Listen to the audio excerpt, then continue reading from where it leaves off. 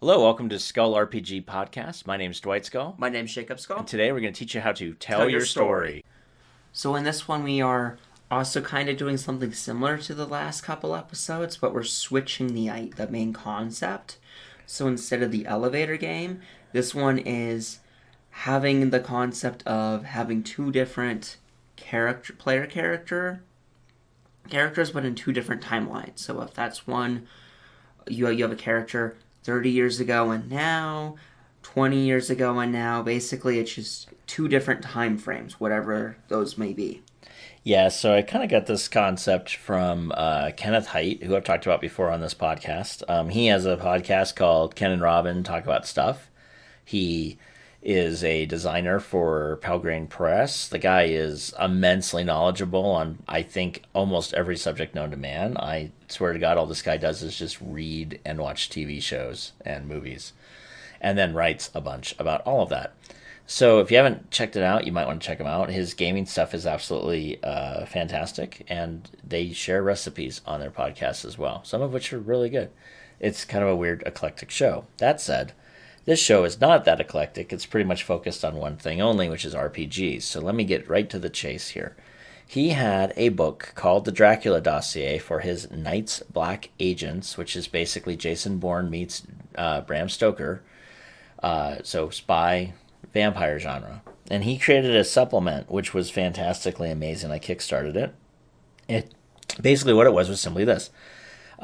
You had a number of factions, and he basically posited the fact of what if the characters in Bram Stoker's Dracula, so Dracula is on his own side, but what if Van Helsing is working for German agents, or Van Helsing secretly working for British agents, or what if Van Helsing sometime during the time period has been compromised and is actually secretly working for Dracula? And Kenneth Haidt does a great job on that, and I'll tell you a good example of that is at the very end of the book of Bram Stoker, they chase Dracula all the way back to Transylvania, and three guys go in. One of them gets killed. I think it's the American that gets killed. Mm-hmm. And then what you hear, you hear that Dracula's dead from Van Helsing, and Van Helsing says, "Yeah, we shot him a couple of times, and that's the end of it." Well, if you had paid attention to Van Helsing, 200 pages ago, he said the only way to kill a vampire was to stake it through its heart, cut off its head, and then put garlic in its neck. Garlic in its neck and a Holy Communion wafer in its mouth. Mm-hmm. But yet, we just shot Dracula dead. But when Mina got turned into a vampire, and she was only 2 days old, they cut off her head, they did all the other stuff we just talked about. So why would you just shoot Dracula and walk away? Well, when the fledgling is this huge ordeal. Yeah, exactly. 2-day-old vampire. Oh my God, this is taking forever. The guy who's been around for hundreds of years. Oh, we just shot him and we just shot him and it's fine. So the question, of course, is, wait, I totally believe they shot him, and then Dracula killed the guy they shot, that shot him, and then the other two guys did something. The other two guys got thralled, basically, is what Kenneth Haight's suggesting. Yeah, they got turned into Renfields, sort of. I mean, they got turned into slaves. And so what's cool about that is this whole concept is he had this book where he just detailed out all these people, and he said, well, what if Harker is either a British agent or maybe he's a German agent, maybe he's a thrall of Dracula, right? And he did this for every single character in the book. Now, why does that matter to you? Well, the other thing he had listed in that book were stats for people in the 1970s. And he had stats for people in the modern era, which for him was, I think, 2008 or something like that. And so the concept was you could play a game either in 1800 or 1970, which is after Dracula kind of reappears again, and there's whole systems to try to figure out who the mole is in your organization, kind of a whole new story in the 70s, or in modern times. So I looked at that and I was like, that's a great concept. What if you combined this?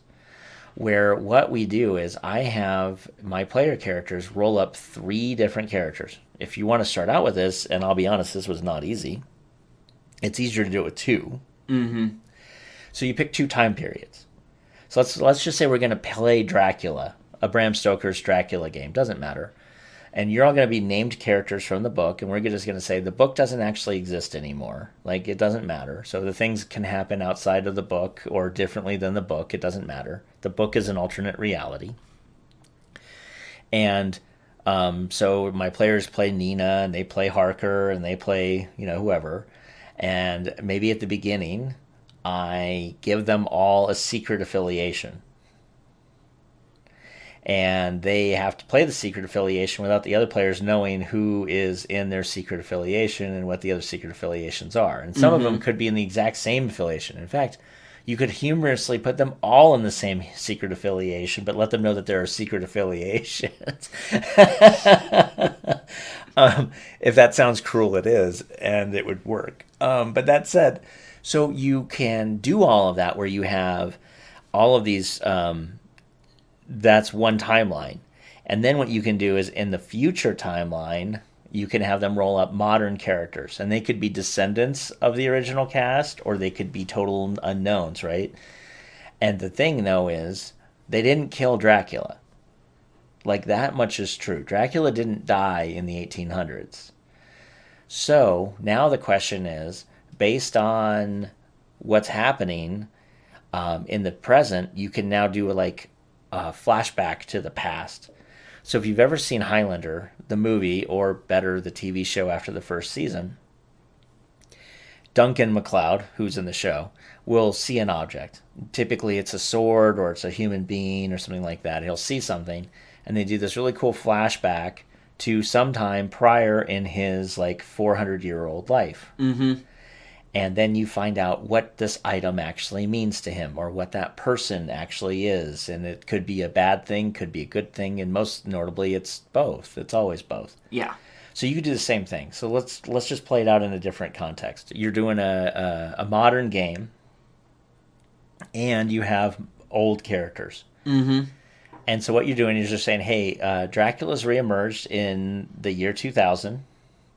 And you're a group of MI6 British agents who are trying to basically subdue and destroy Dracula. That said, there are those in your organization that believe that Dracula should be subdued, but can be used to create the next super soldier and put the British Empire back into an empire.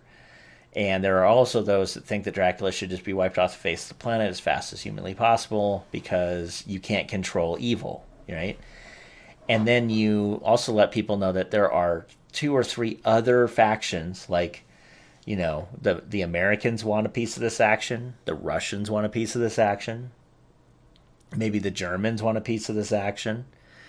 And so you're never quite sure if anyone around you is secretly a double agent for any of the factions I just told you about. Also, when a player is encountering Dracula or one of his minions, it is entirely possible that that person could be turned and could be working for Dracula now, which now just creates a lot of paranoia.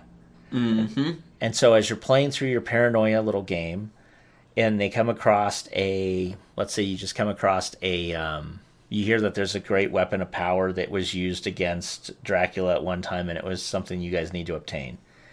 And so you go and you find I don't know, maybe it's a piece of Mina's hair, something like that, because it was his vampire and something weird had happened with it, and Van Helsing did something crazy, and now it actually wards off Dracula, psychically. He sees it and he has a memory, and it wards him off. Well, now you can go back and play the scene where Mina gets, no one can play Mina, but you go back and you play the scene where they all, they have to realize that Mina's now a vampire, and they got to go dig her up and fight her. Mm-hmm. And then you go back to the future now where they get the Mina's locket, and now they know what it is, right? Oh, it's a locket of hair. What does this mean? Flashback, right? And you're going to kill Mina, and then you're going to have Van Helsing take the hair and then promise to do something with it that will ward off vampires. And so this is where your player characters now are playing a past version of whoever and also a current version of whoever. And it allows you to play in these 2 time zones where you can primarily play in the future, but do things in the past to give meaning and credence to McGuffins. And if you remember, a McGuffin is basically a plot device. It's an object. It's typically a sword in wizards and, fantasy. It's typically a sword of some sort, but it doesn't have to be. So in this case, the MacGuffin is the lock of Mina's hair. It could be this the stake. It could be a cross. It could be something very dear to the person who became Dracula, right? Mm-hmm. Like his wife's wedding ring, before he was turned into a vampire, made into a vampire. Like, all these things are MacGuffins. And each time you find a MacGuffin, you then warp yourself back to the past to play out the MacGuffin's significance and creation. Or if it's something like Dracula's wedding ring, that doesn't make any sense, right? Like the characters in Dracula, in the book, Dracula aren't ever going to know this or whatever. Well, again, the book's a little bit alternate. They could have found Dracula's wedding ring, and then you can show them using it against Dracula to give them some history of how it actually worked. Yeah. Yeah. So kind of like, how did it get into this weird, far remote place after it was used? That could be it too. You could have them use it and then remove it, or it gets moved by somebody there. As they show the ring, Dracula's reaction to it causes them to drop it, and then it falls down a chasm, and that's why it's in this weird cave. Right. Yeah, you definitely don't want to have it like where you're just now reading pages of backstory to get them anything. You want to do what's called show, not tell. Mm-hmm. And so in this case, we want to do play, not tell. So you're not showing them and you're not telling them, you're playing it. So you're role playing the characters. Yeah, and we're going to play how the thing got to where it was or why it's important, not I'm going to tell you it's important. And so it's kind of a cool thing where maybe every session, sure, they're going to pull out their old characters, or maybe once every 3 sessions they'll pull out their old characters. And the nice thing about that too, and here's the fun part, is because you just tell them all the old characters they're anachronistic, meaning their lives are going to be told out of sequence.